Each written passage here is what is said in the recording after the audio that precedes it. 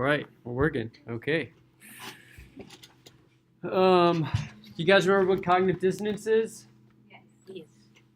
Someone tell me, without reading from your notes. The uneasy feeling you get when your actions go against your beliefs, or when your beliefs go against your actions. Okay, that's good. Your beliefs can also go into contrast with other beliefs that can also cause cognitive dissonance. Okay, and so what happens when we feel cognitive dissonance? What is our reaction? What is our next step? What are we trying to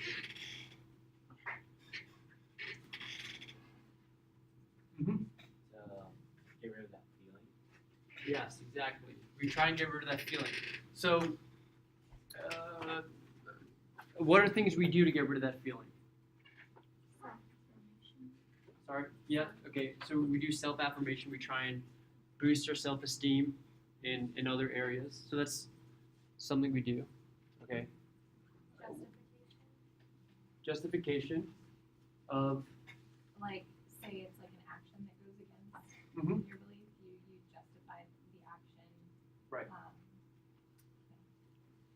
Okay. What else do we do? What do we do with reality? Sorry? We change our behavior, right? So I'm like a doctor who knows that smoking is bad, and so I decide to quit smoking. Okay, Anton? We alter reality. Alter reality. What is a good example of that from class? The cult where they wanted to go to the spaceship. Right, exactly. Where the telescope didn't reveal anything, but they just decided that the telescope was faulty and not their reasoning. Right, exactly. Right. So they didn't see a telescope, right? And so they created a new reality in which the telescope was broken. Okay. Good. Okay. And interestingly, biologically, like fMRI research shows that reasoning circuits in our brain shut down when we're introduced with dissonant information. And then when we go through with reducing dissonance, like pleasurable circuits in our brain are activated. Okay, so our brain literally rewards us for reducing dissonance. Okay, it feels good, feels kind of like a drug. Okay, like believing the lie. Okay, and there was this cool quote from the book that kind of makes me feel like an idiot reading, but I'm gonna do it anyways. People twirl the cognitive kaleidoscope until the pieces fall into the pattern they want to see, and then the brain repays them by activating circuits involved in pleasure. Cognitive kaleidoscope. Twirl the cognitive kaleidoscope until you go crazy. Okay, and we talked about on the first day of class, we haven't really we talked about it in depth. And so justification of effort is one prediction of cognitive dissonance theory. Okay, and we talked about this in terms of pledging a fraternity and being hazed. Okay, so when if you were to be hazed while pledging a fraternity, you'd be working really hard to join this group. And the idea is that this may be a way for us to, for groups to bolster like identification with that group. Okay, because when you suffer in order to join something, in order to maintain high self-esteem, we convince ourselves that we only went through that suffering because we actually enjoyed being part of that group. There are other examples of this. Have you ever bought something from IKEA? Okay. IKEA is like the worst, in my opinion. But why did I bring up IKEA? Sarah, thank you for having me. Yeah. It's so hard to put together, but then once you got together, you're like, hey. Right. we did. Exactly. So in IKEA, you have to build the thing that you buy. Okay. And so, you really like IKEA? Yeah, I like building together. I don't know, I feel like we're done and like it's easy for us. Gotcha. Do you feel like building it makes you like the piece of furniture more? No, I think I just like You like stuff in building. general. Gotcha. Twirl that cognitive kaleidoscope. Twirl it. Are these the jokes we were talking about? Yes, exactly. Yeah. No, it's true though. Like for me, at least, I feel like having built it myself, it's like, oh, this piece of furniture is that much cooler. Like I'm gonna like it that much more. Right. But it works the opposite with food. Like if I cook something, I'm like I always convince myself it's not good. You know, I don't know why it is. Food. I'd rather someone else make the food for me. I like that too. Oh, I didn't mean it that way.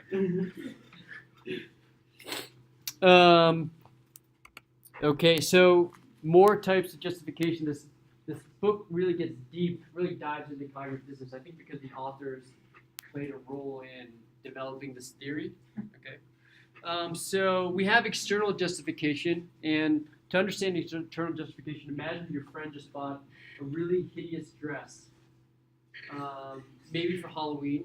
Okay, and it's a non-refundable dress, and they ask you, do I look good in this? And you say yes, okay? Because so this is an example of external justification, okay? Because your justification for telling your friend that the dress looks good is that you know that she can't return it. And so you justify the lie by using an external, with something external.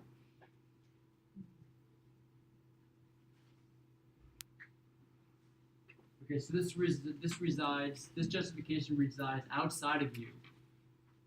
Okay, because your friend can't return the dress. Okay, but we also have internal justification. Okay, so sometimes you don't have a good external reason for lying. Okay, so perhaps your friend who bought the hideous dress can actually return it.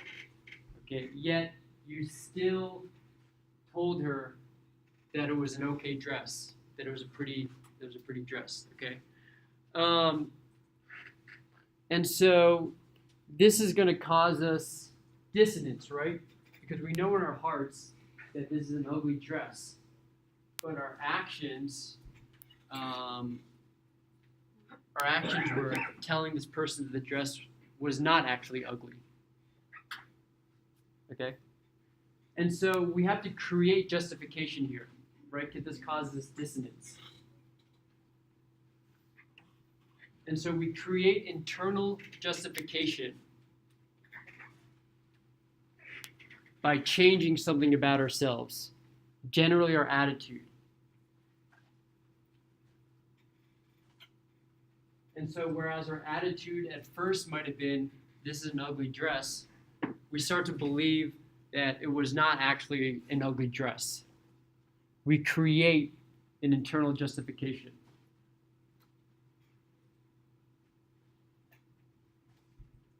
This is analogous to believing your own lie.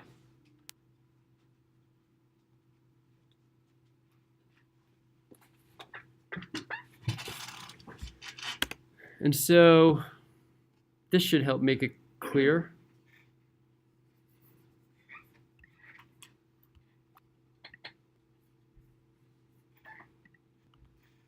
Okay, and so in this experiment specifically, they had people do this really boring task, and then the experimenter told them that the person who just participated in the task, needed to tell the next participants that the task was that the task was actually interesting, even though the task was actually really boring.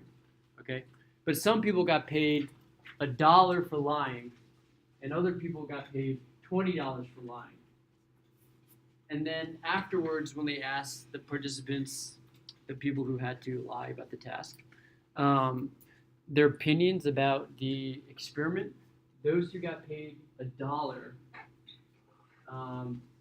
had convinced themselves that they actually enjoyed participating in the task, because being paid $1 was not enough to feel good, to have a good reason for lying. Okay, whereas the people who were paid $20 to lie about their interest in the experiments could see that they were only lying because they were getting paid a lot of money. Okay, and so it was a lot easier for them to understand that they found the experiment boring. Okay, Sarah? Well, I was gonna ask, because at the very end of the video, it showed them asking the girl if she would do it again. Mhm. She said yes. Could that part be because she's hoping to get more money? Well, she only got paid $1. Yeah. Because then to go back to it again to get another $1. Oh, yeah. I mean, it's possible, but why didn't the people who got paid $20? Why weren't they more likely to participate in the task again?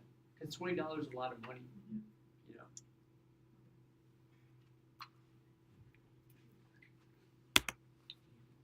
And so, just to reiterate, the people who got paid $1, their external justification was insufficient. Okay? And so they experienced dissonance because they have this attitude about the task that it was boring, but they also had this action, which was they told people that it was actually an interesting experiment. And so this caused dissonance, and so they resolved the dissonance by changing their attitude about the task. Okay. And just one more time, in case it wasn't clear, people who were paid $1 to lie experienced more cognitive dissonance than people who were paid $20. Okay, and so they created internal justification to reduce the dissonance.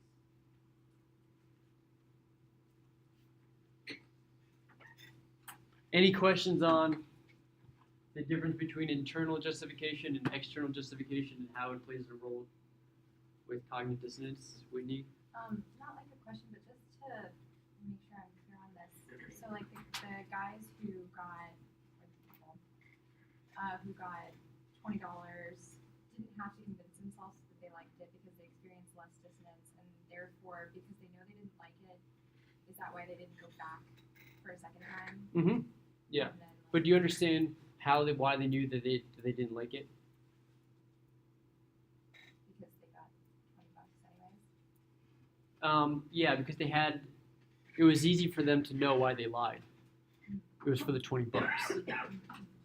Right. The people who got $1, it didn't compute. Right. Like, why would I just lie about $1? For $1, yeah. I obviously liked the task. Right. This is like the example with the students in the reading. Okay, when you offer kids money or pizza to read books, okay, it can actually decrease their enjoyment of reading.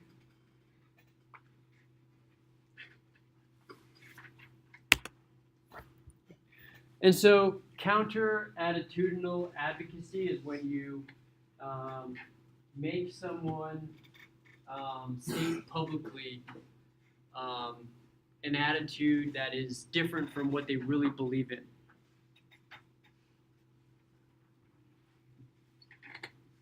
Okay, have you ever had to like write a paper where you had to like argue a point that was like opposite of what you actually believe in. Okay. And so perhaps like after you were done writing that paper, you actually started to believe that point of view. Maybe, I don't know. The point is that this can be used in a good way. That's why it's called, it has advocacy in the phrase. And so you can actually change people's attitude about important social topics by having them make public statements in support of them. Uh-huh. Is this like what lawyers do who are defending a person that they may know is guilty? Oh, you mean Like trying to get them off? they want to like believe like their lie, or Like so they have a client who's guilty, but Mhm. they're defending for them not being guilty. But, Or they're um, trying to get them one side. Like the counter attitudinal advocacy is that like because they know that they're guilty, but they're saying publicly that they're not guilty. so you're saying that the like defendant like saying that they're not guilty Mhm. makes them believe they're not guilty, and that might help them? No. I'm not 100% sure Sorry, what you're trying to say. It just made me think of that, like lawyers who have a client, Mhm. and between the two of them, the lawyer-client privilege Mhm. conversations, Mhm. they know that their client is guilty. Mm-hmm. However, publicly in the courtroom, the lawyer is defending the client as not being guilty. And so you're saying that might cause dissonance in the Like, lawyer? yeah, and then is this like when, like, sort of what that's called, like the counter attitudinal? Oh, okay. I see what you're saying.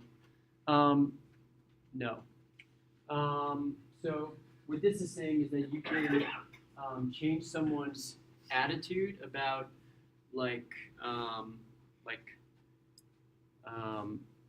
an important social topic by having them make public statements in support of those topics, even if they don't actually believe in them. So you it know? would be this if it were the case that the lawyer then believed that they were. Right. Yeah.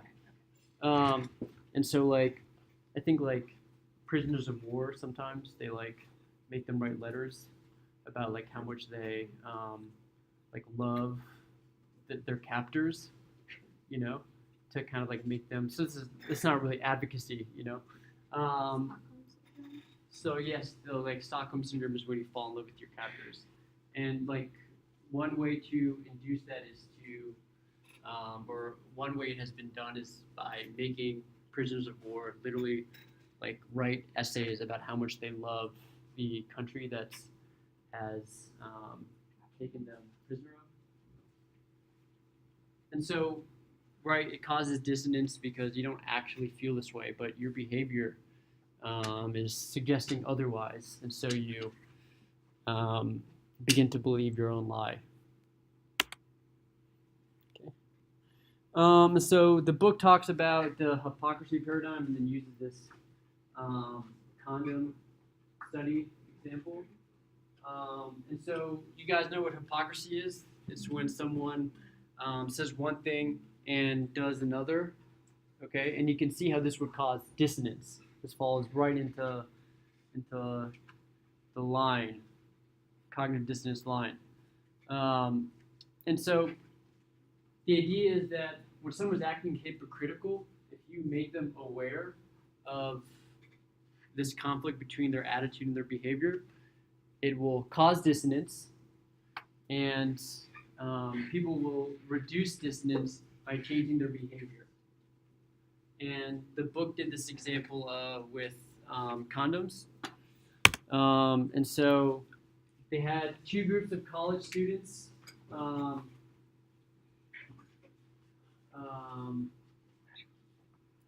They were asked to compose speeches about the dangers of different STDs like AIDS. And so one group just created arguments, but the other group created these arguments and then were recorded. like saying their speeches out loud. Okay, so they were making public statements. And then half the participants in each group were made mindful of their hypocrisy by pointing out times in which they've acted recklessly with their sexual behavior. Okay, and the way they did this is they literally made them write down mistakes that they've made in the past. Okay, so what we have here is the blue line is the hypocrisy group. Okay, so these are the people who had to record public statements in favor of or talking about like the dangers of STDs, but at the same time we're like made aware of like times that they themselves have screwed up. And then these were the three other groups. So these are the two groups that just composed arguments and were made mindful or were not made mindful. This group made a public statement, but they weren't made aware of their hypocrisy. Okay. So at the end of the study, they asked participants if they wanted to buy condoms on the way out. And you'll see that the hypocrisy group bought the most percentage of subjects bought condoms, and they also bought like the most condoms. Okay? And the idea here is that they experienced dissonance and reduced the dissonance by buying more condoms.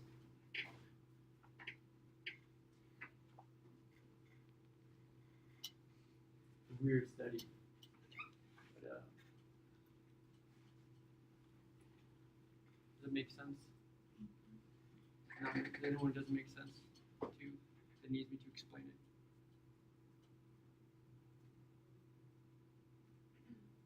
Good? Okay.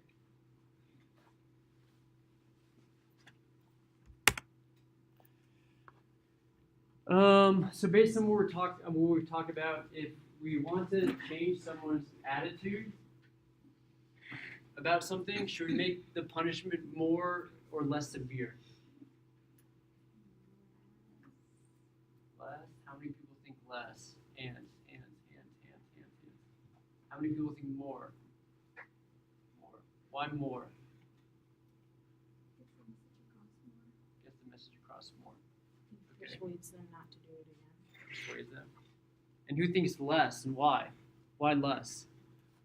Oh, well, I think the more severely you punish someone, they're just going to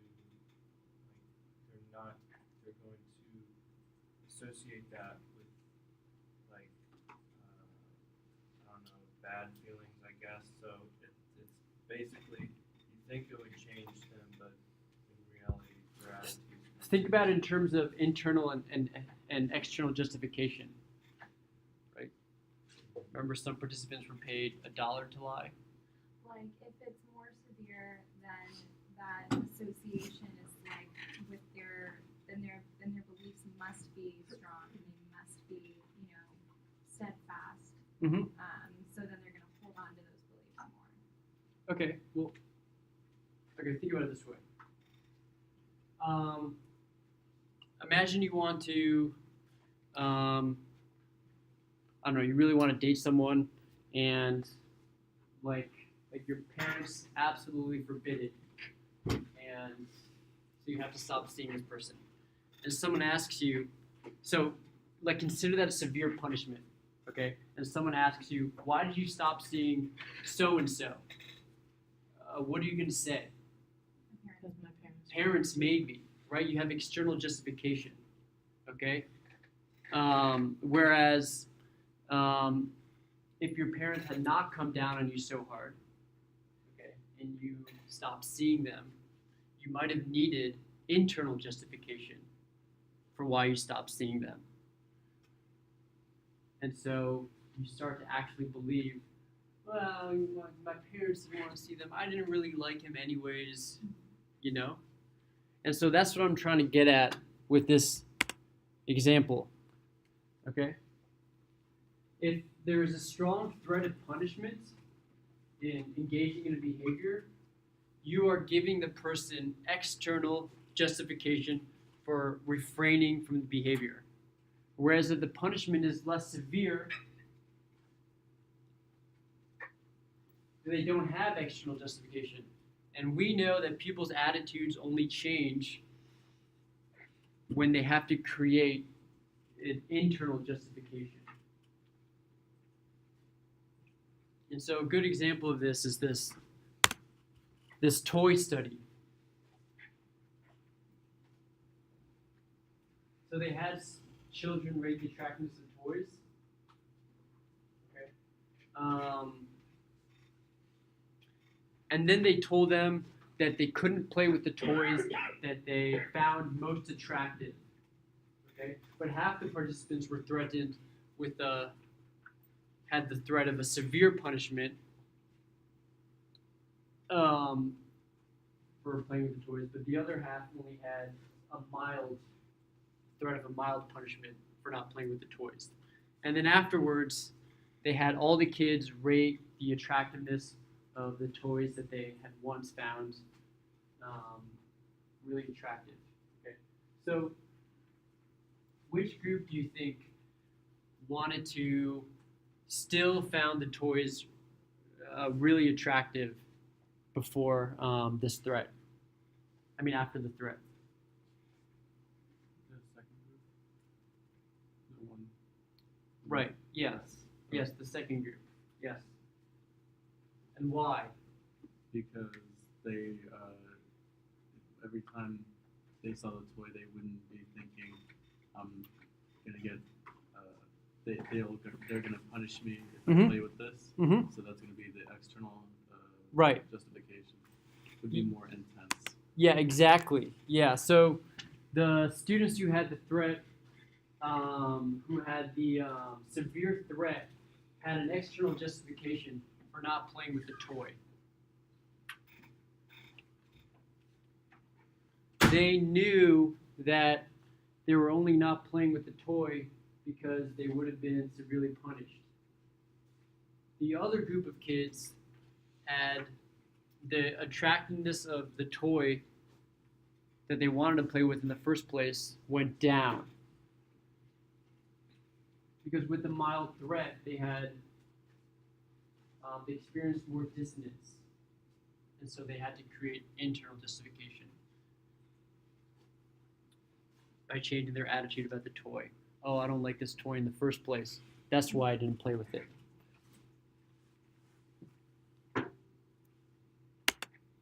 Okay, and so this is actually the percentage of, so afterwards they let them play with the toy after the experiment.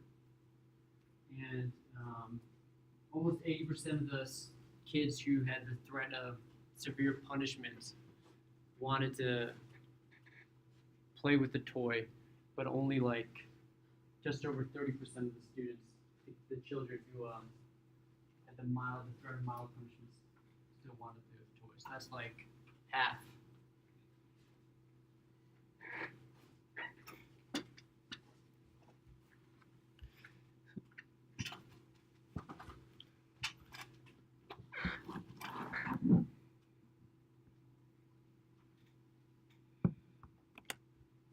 Okay, so just to recap, okay, if you offer someone a large reward or a severe punishment for doing something, it only results in temporary change.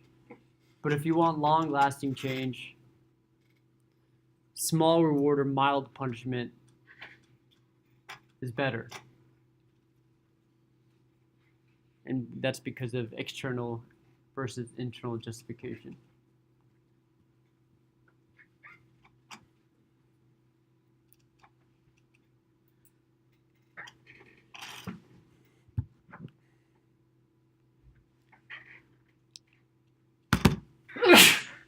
Whoa. Sorry, online class.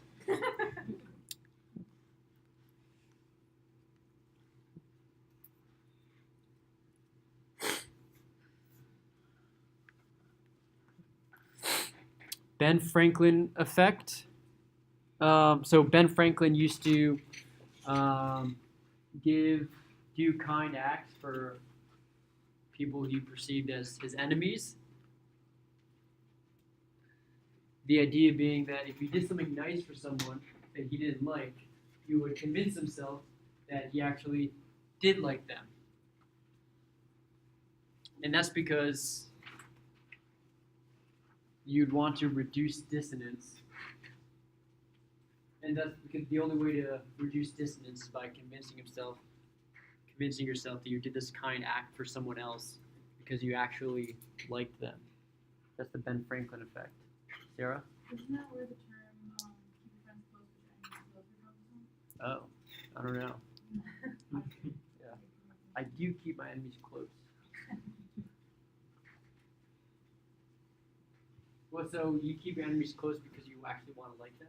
I feel like that has like a more, like, I just know that's the phrase. it's a phrase, yeah. I feel like Ben, sorry?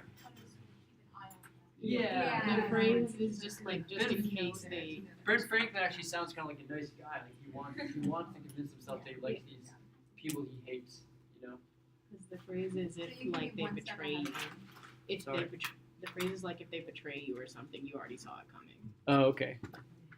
So that's how it works. Maybe I'm not keeping my enemies close enough. That's the one thing I want everyone to take out of this class. Keep your enemies close.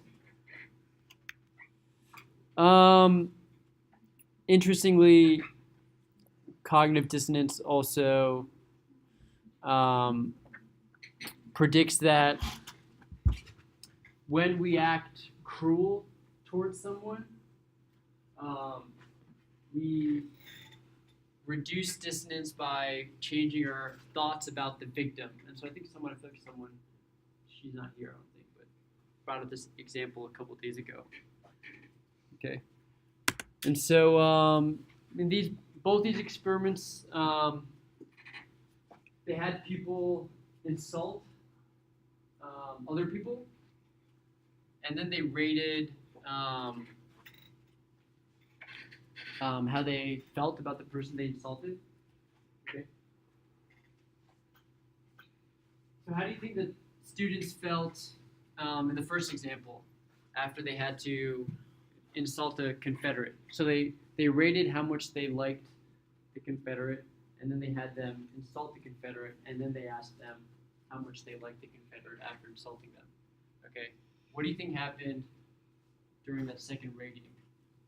Their liking of the Confederates went down. Yes, their liking of the Confederate went down because they had to resolve their dissonance by convincing themselves that they didn't actually like the Confederate.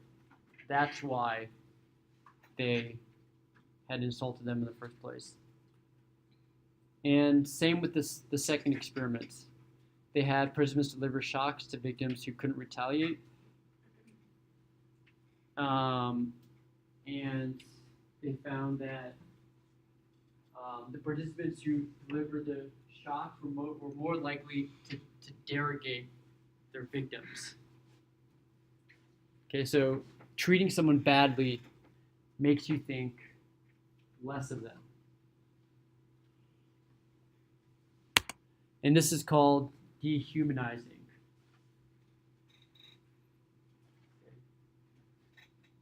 We'll talk about this example during another lecture, but you can think about it in terms of What is that picture? so this is supposed to be the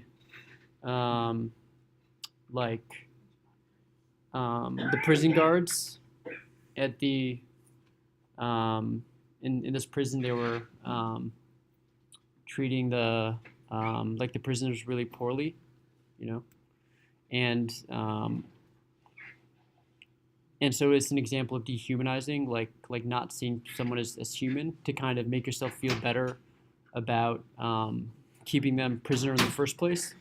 And so it can kind of lead to like out of control like horrible behavior to people because they kind of start to lose their identity. Uh-huh. Oh, slow. Uh-huh. Yeah, right, exactly. At Stanford. So we're going to talk about them more when I talk about social norms and stuff. But that is all I have today. Okay, so you guys can go.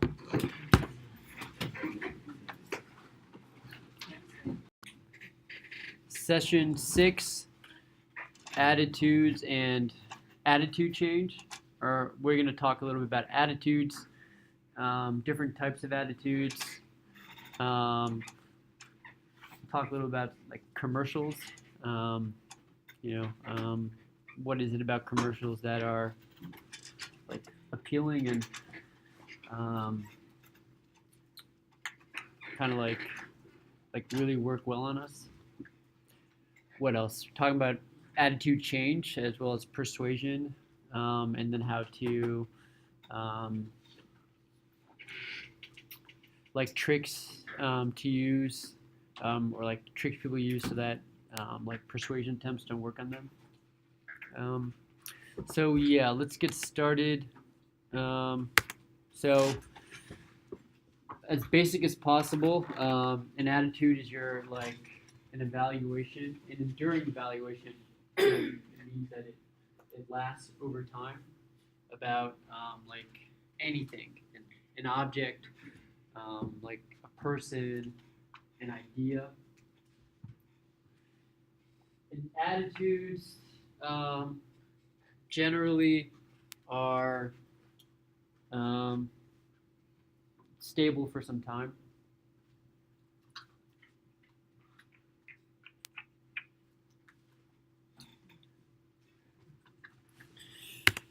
Okay, and so the book makes a differentiation between two types of attitudes. So we have cognitively based attitudes. So those are your like objective beliefs about the properties of an object.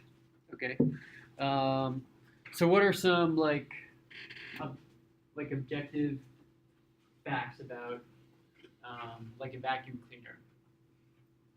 Okay, if you're thinking about buying a vacuum cleaner and you're at the store and you're just like trying to analyze its objective properties to decide if you should buy it or not.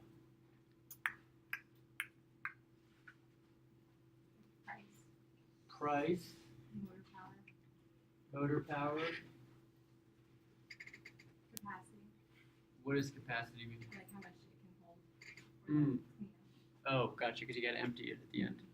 Right. Carpet only or also hardwood floors? Yeah, does it have the carpet thing that gets louder when you turn it on?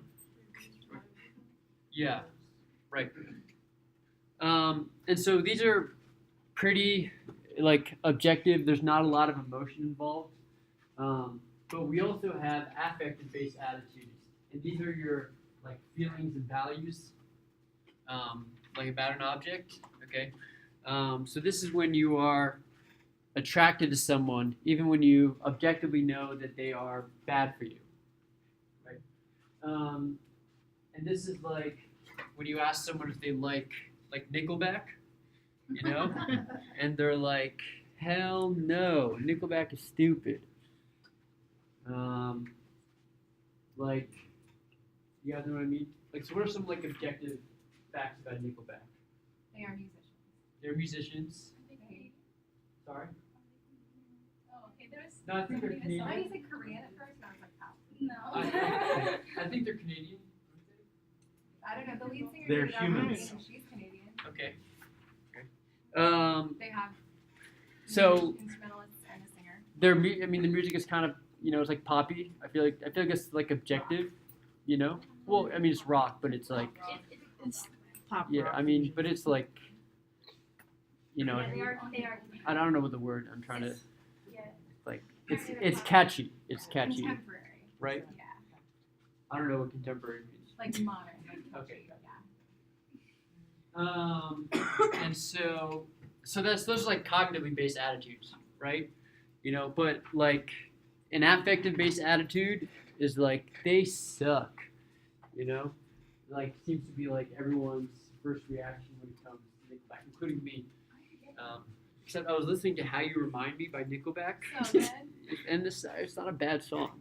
It's pretty good. So, Jen? The thing is, like, the songs aren't bad, they're just overplayed. Mm-hmm. And Okay. that's what we remember most about. Well, some of them are kind of bad.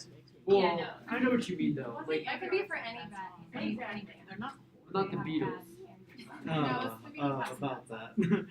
but you know, it's not like Nickelback. Could also be like stigma around it because everybody No. says that they hate it, and now that people Mhm. ask about it, they're like, oh, I hate it. It's like All it's, these other people. hate it's it. a meme.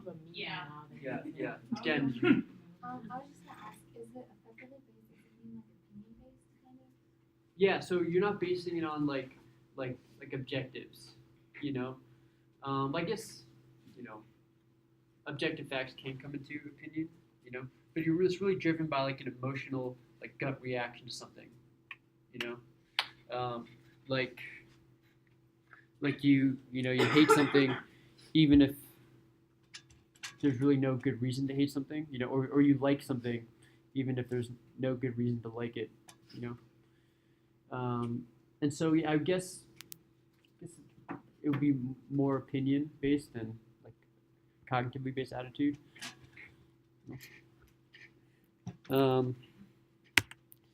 And so one way to develop an affective attitude or to change an affective attitude is through classical conditioning and operant conditioning.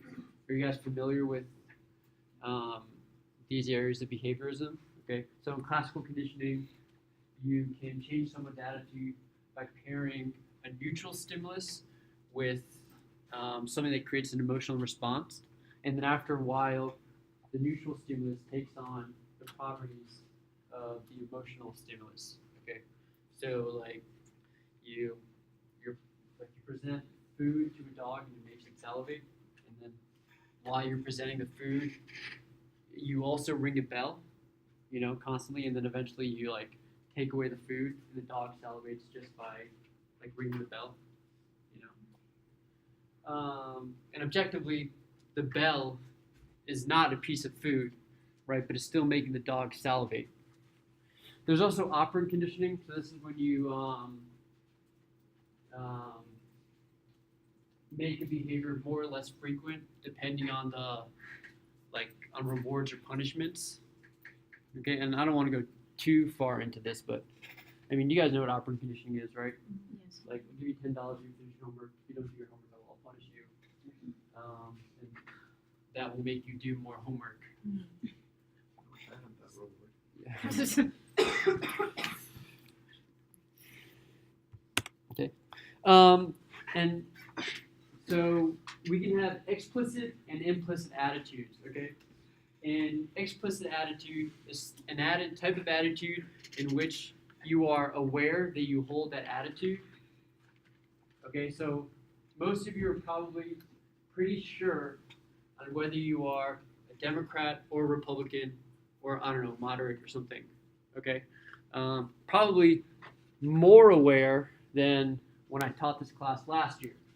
Okay, people probably polarized a little bit since the election, kind of like some conservatives are more conservative, some Democrats are even more Democrat than they were. You are pretty aware. You're not like confused. Did you have a hand up? Oh, I'm sorry, I thought your hand was up.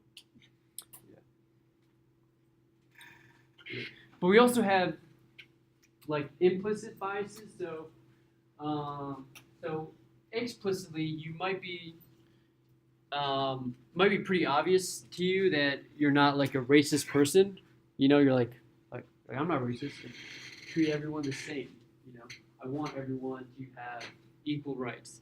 But perhaps you grew up in a community in which most people were of the same race, and you had parents that openly discriminated other races. So maybe you developed implicit attitudes. And these are attitudes that you're not really aware that you have, but they come out in ways that aren't obvious.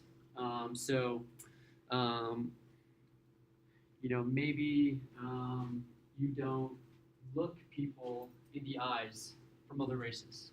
Okay, that's not really on purpose. It's just you have this implicit bias. Maybe you tend to sit farther away from people of a certain race. Okay, so you might not be able to like say out loud like, oh, like I have a bias against this race, but it's because it's implicitly there. You can measure it through these different ways. That makes sense. The difference between explicit and implicit. Okay, explicit is something that's like observable or like easily observable, and that like about yourself. You're like, and implicit is something that's more of like an unconscious bias that comes out in subtle ways. Okay, and so there's actually a way to measure implicit and explicit attitudes. One way is through the implicit association test. Okay, I'm actually going to have one of you take it in front of everyone. Okay, but I'm going to let you choose the test. Can I get a volunteer from someone from this side of the room? TK, you wanna volunteer? Come to my computer. Okay. Attitude change. Okay. So how do we change attitude? You remember last lecture when we talked about cognitive dissonance, and I told you that we could change someone's attitude as long as we give them, well, depending on the punishment that we apply. Okay. So if we want to change someone's attitude, do we apply a moderate or a severe punishment to not do something? Moderate, because this creates an internal justification for why they did something, right? And they want to internal justification in order to relieve dissonant behavior. Okay, so you create a lie. But dissonance techniques are hard to carry out on a massive scale. Okay, so if I'm a cigarette commercial and I want to convince you to smoke cigarettes, I'm not gonna tell you like, all right, like compose an argument for why cigarette smoking is good, and then like record yourself, or like make a public statement in order to create dissonance. Okay, that would be ridiculous. Okay, well, I might do it. Just to prove you wrong. I used to really like cigarettes. Yeah. And so, persuasive communication is a topic in psychology that deals with carrying out persuasion over like a mass scale. Okay. And so, when we're constructing an argument, people are sometimes more likely to be influenced by the strength of an argument, like its logic, its like the strong points of an argument, or other times they're more compelled by the credibility of the speaker or the attractiveness of the argument or the attractiveness of the speaker. Okay? In other words, like the strength of an argument, that's like, I don't think there's a better way to put it. Like the actual core of an argument sometimes convinces people, like the logic of it. Other times, people are more convinced by surface characteristics of an argument. Okay? And so, there are two routes to persuading someone.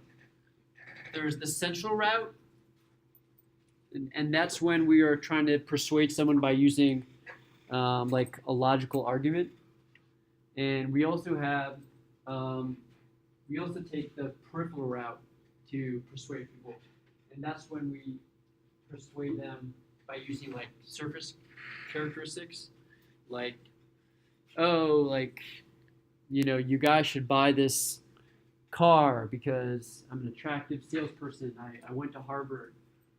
Your friends will like you if you drive this cool car. It goes fast.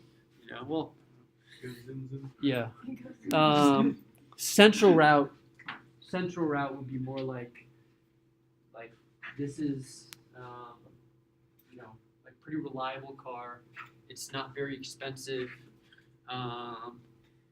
It you know, can fit 5 people. It, you know, won't break down. You know. Do you guys get the difference between the two? Like the two types of routes you can take in trying to convince people?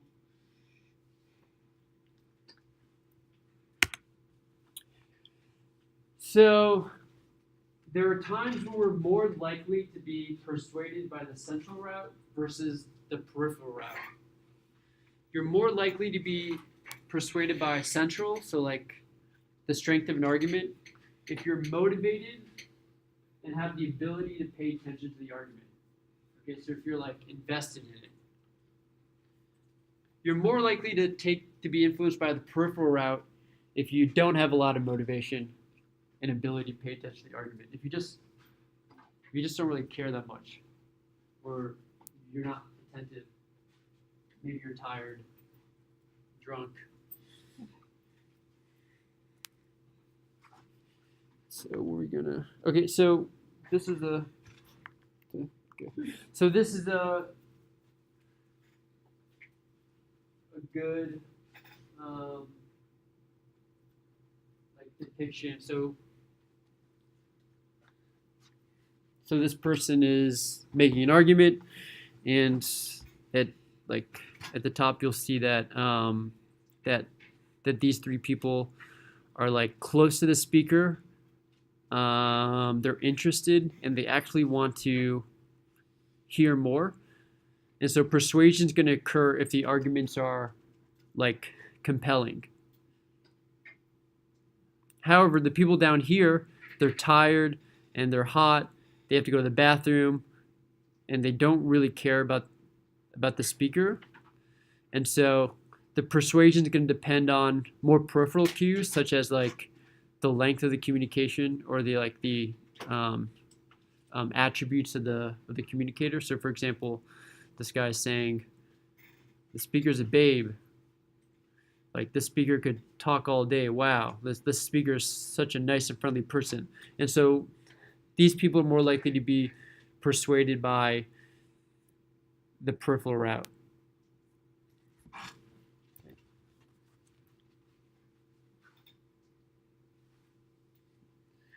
And so, before we go more into this, you guys want to watch some commercials? Yes. You guys have any commercials in mind that you really like? Something, you know, that like has kind of stuck with you, or The maybe OxyClean commercial. do you own any OxyClean? Actually, yeah, I only spray OxyClean. Really? Okay, let's watch it.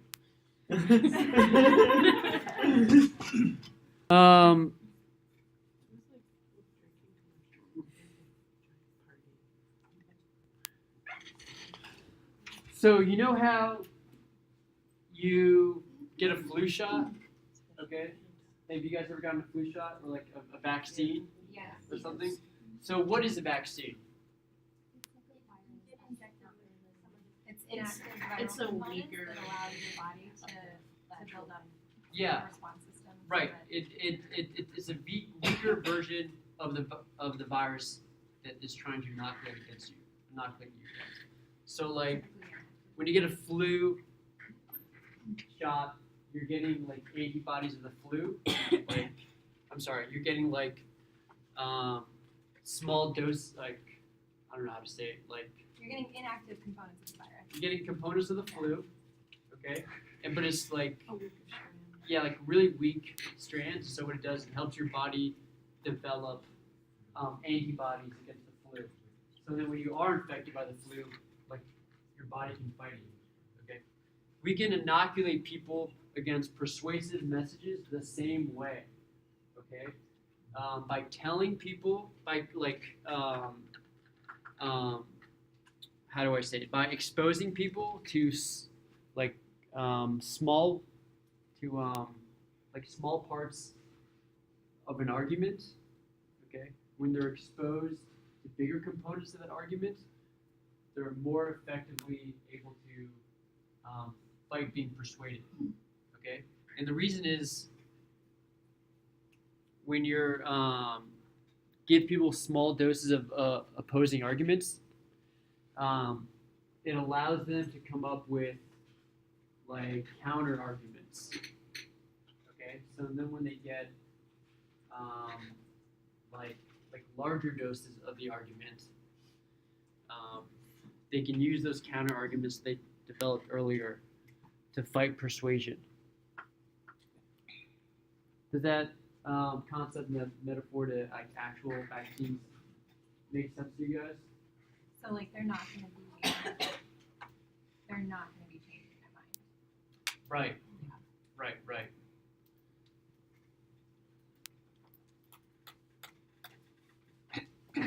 So, like, for example, if I said, like, Whitney, you know how they say that opposites attract?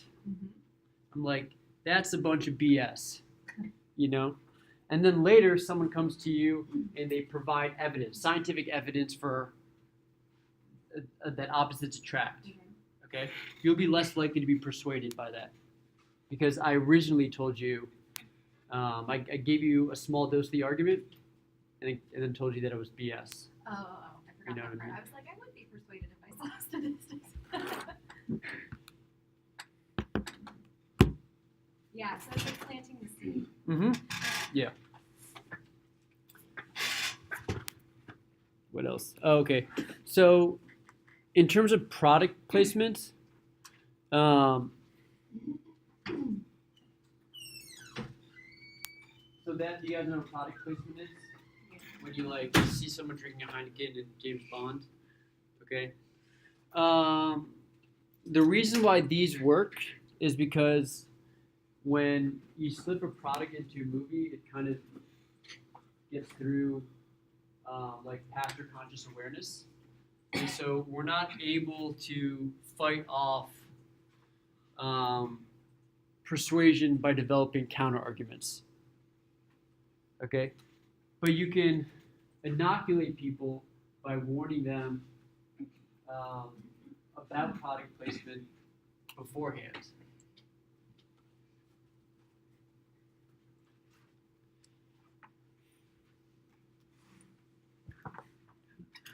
So let's see. I have this video kind of like Onion's like my favorite. So that's an example of native advertising. So the Onion, it like even though it's like satire, it actually like matches like the form of the like platform it appears on. So it looks like It could be Like- incredible. yeah, exactly, yeah, but it's not really. I mean, I wouldn't necessarily call it an advertisement, but it's kind of. I mean, you guys have seen those like news articles. You ever Yeah. clicked on them by accident and realized it's just people trying to sell you like skin cream or something? Yes, of course. Oddly specific. Every day. Okay. So advertising can perpetuate and like reflect and reinforce stereotypes we have about culture. Okay. So ads mostly tend to depict white heterosexual couples and families that are traditional. And when they don't, what happens? People get mad. Like, People like the Cheerios. people get really mad, In that one whole right? What did you say? The Cheerios commercial? Yeah, they had That's what. Hmm. it was like 2015. Which one was that? It was like the picture where it was like African American mom and kid and a white dad, and people got mad about it. Oh, Yeah, it was just a picture, and I don't understand why people got mad.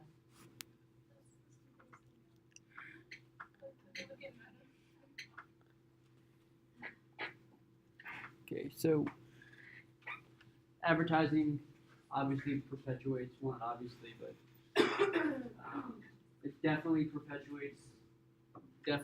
perpetuates gender stereotypes. Okay.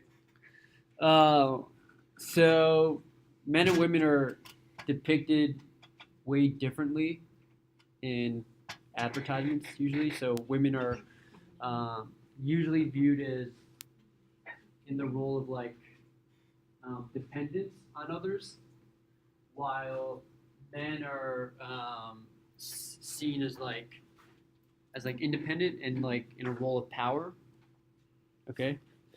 So I have this for example.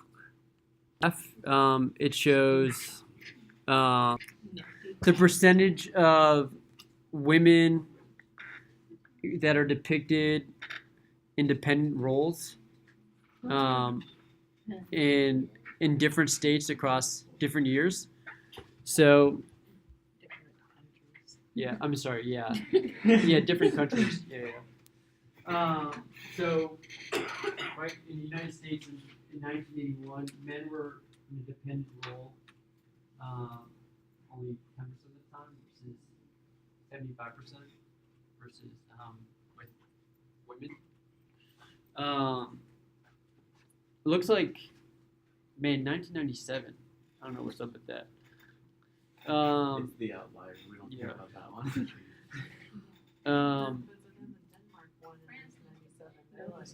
France ain't bad. Exactly. They were all silent. France, everyone was just dependent. Yeah. Hey, that's me. Yeah. So you guys get the point.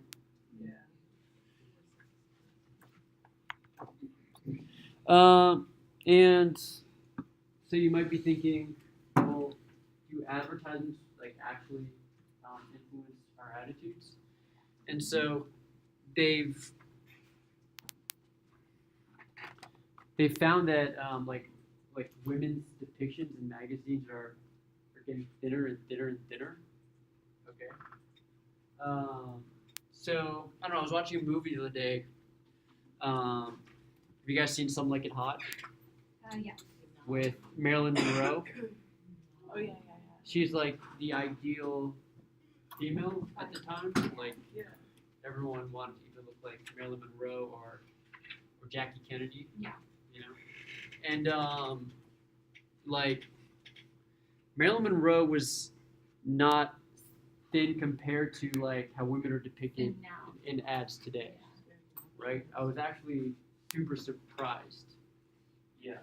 And so women are getting thinner and thinner in magazines, and like female body dissatisfaction is going up. And when they did a study, they did a study where they randomly assigned women to look at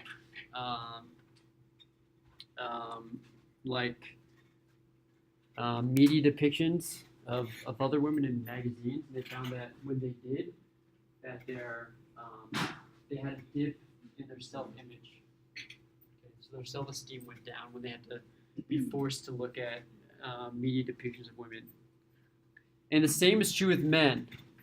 Okay, so the number of men in a state of undress has gone up 7-fold since 1955. since 1950. Okay. 1995. So it's probably like gone up even more since then. And they found correlations between men that read magazines that depict men as hypermuscular and negative feelings men have towards their own bodies. Okay, so these depictions, I guess my point is that these depictions of like men and women in advertisement, like, do you have an effect on how we view ourselves? I think this is the last slide that I'm going to cover today. And so when you see men versus women in magazines, men are more often viewed like their faces are shown, only their faces, whereas women, their whole bodies are shown. Okay, and so the reason why that matters is because when we see a face, we associate that with like someone's ability to plan or to do or to act or have some kind of agency, some sort of control. But when we see a body, we associate that with